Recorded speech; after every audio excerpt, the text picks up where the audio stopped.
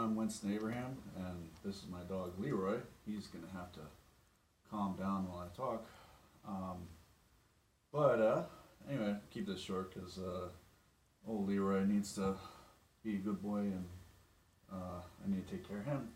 But anyway, I just wanted to touch on a few things from uh, what I said in my last video about trauma and stuff like that, and just let you know that it's gonna be okay if you just got out of the hospital.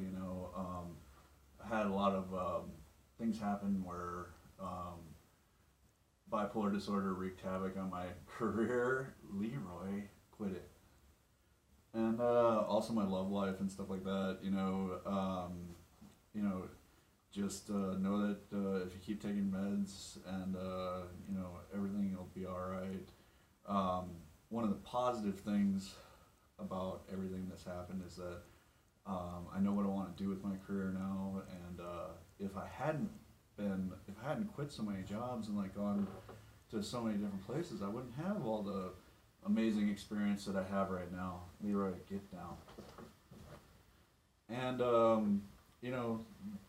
that that it's actually a good thing for me.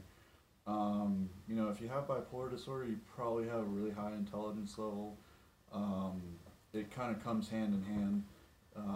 That's been going back to, there's even plays like that Shakespeare wrote that talk about the connection between genius and insanity, genius and crazy.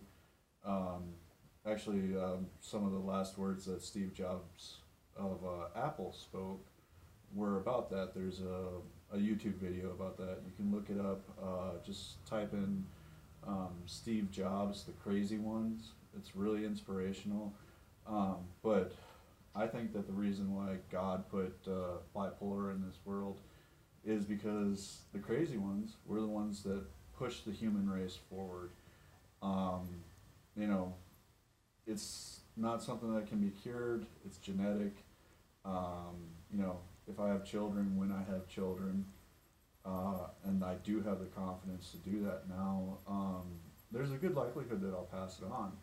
But at least I'll know that there's a likelihood. My mother was adopted. Don't know if it came from that side. Probably came from my dad's side, which was a huge destructive force in his life. But if you get on the right medication, not only can you do the things that you used to be able to do when you were manic or whatever, you can actually do them better. Like, but at the same time, you're the only person that can tell your doctor how a medication is making your brain feel. You have to be your own advocate. Nobody is going to do that for you. So you just have to keep plugging away. And I mean, the reason why I make these videos is not just for me, or not just for you, it's also for me. I talked to my therapist about it, had a great session with her on Friday, and told her about all the stresses that I'm under, because I've been sick quite a few times, and it's messed up my employment and stuff like that. I have some back taxes that I need to take care of, and that's all getting done. I still need to figure out how to approach the dating thing. There's a lot of people that are really misinformed about bipolar disorder, about what it is, and all that. And there's a lot of girls out there that I tried dating a few times, and like they tell them that you have bipolar disorder, they think that you're just like some kind of angry jerk or something like that, and that's not what bipolar disorder is. It is probably the most commonly misdiagnosed illness out there because the criteria for it are pretty general. I think they changed the the criteria for it. The only person that you can really get truly diagnosed by is a board certified psychiatrist or psychologist. There's a lot of MDs out there who prescribe psychiatric medications. Not in too much agreement with that. I would prefer. I actually see a nurse practitioner who worked in psychiatric hospitals, and they seem to have a lot better understanding of it because they worked around it for a long time.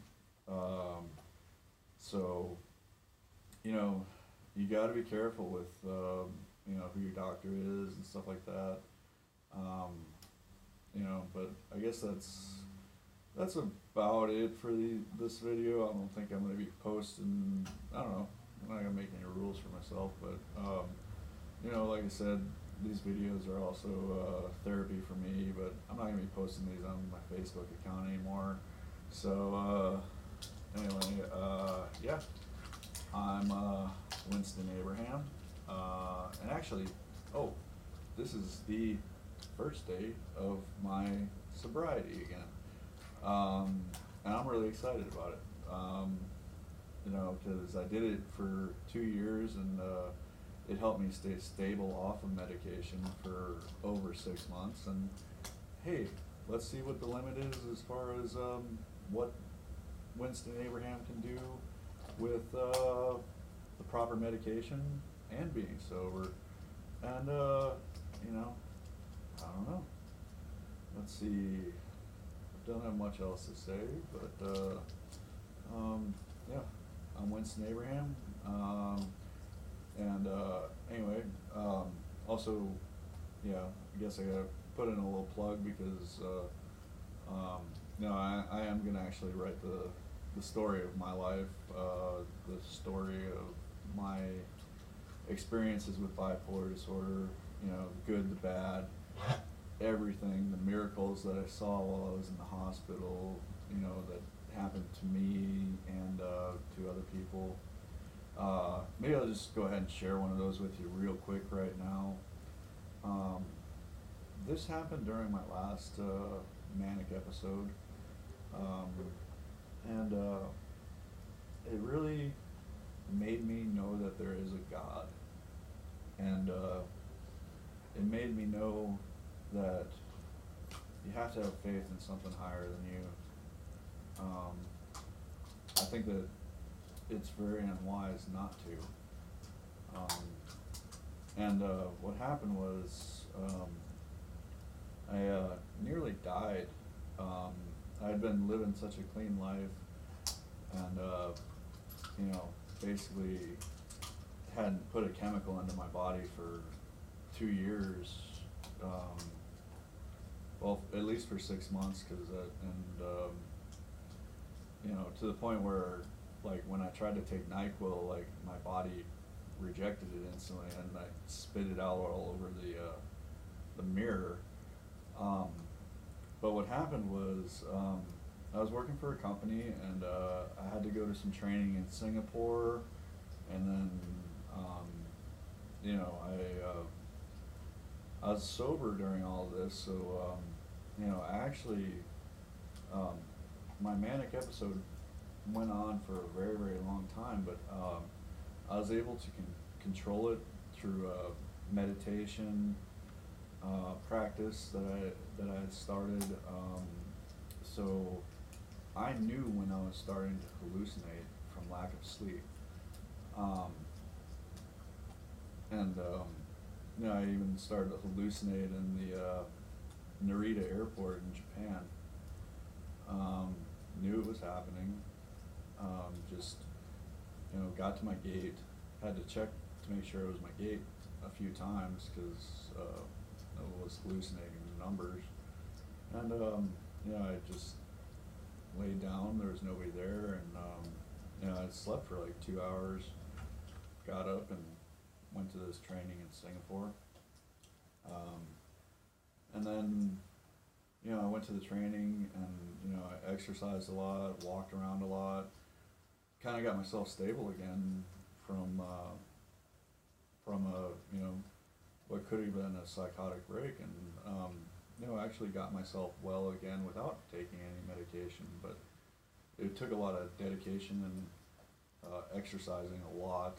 Um, by the time I got back, I was rail skinny, but I was in really, really good shape from my martial arts training that I was doing. And anyway, I got back, and basically my dog was really, really sick. Um, and I picked her up, took her home, and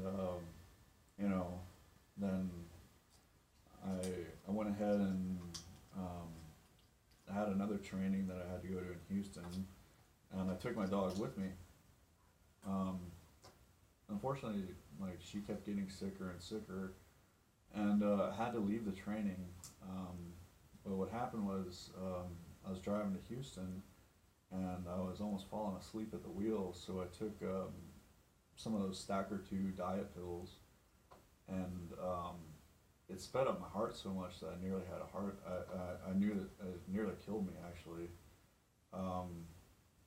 But I was able to meditate and calm my heart down. And then I went to class. Anyway, I ended up leaving the course because I just couldn't finish, and I needed to go take care of my dog. But I ended up going home, and by the time I got home, I was so completely exhausted, and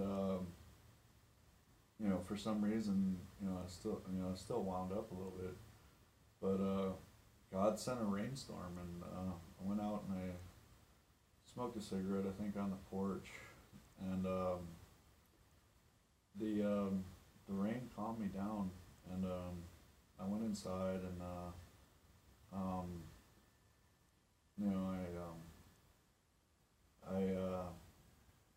my dog was asleep, and I laid down, and I was so exhausted that I knew I was gonna die.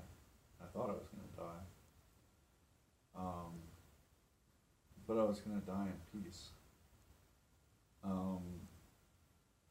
And the last thought that I had, and the last thought that I know I'll have on this earth is, I love you, be happy. And I fell asleep and had the most peaceful, relaxing sleep that I've ever had, just stone cold sober. And I just wanted to share that miracle with you guys, that I came to a lot of revelations during my times of being mentally ill. It's never going to happen again,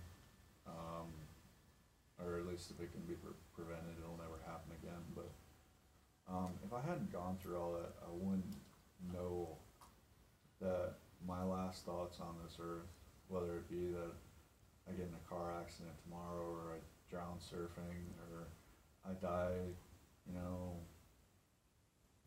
peacefully in bed surrounded by people that love me. My last thoughts on this earth are going to be, I love you, be happy. So this is Winston Abraham, and just doing well really right now, and know where I want to head with my life. And I'm just gonna go ahead and wrap this up with this will be my last video for a little while, I think.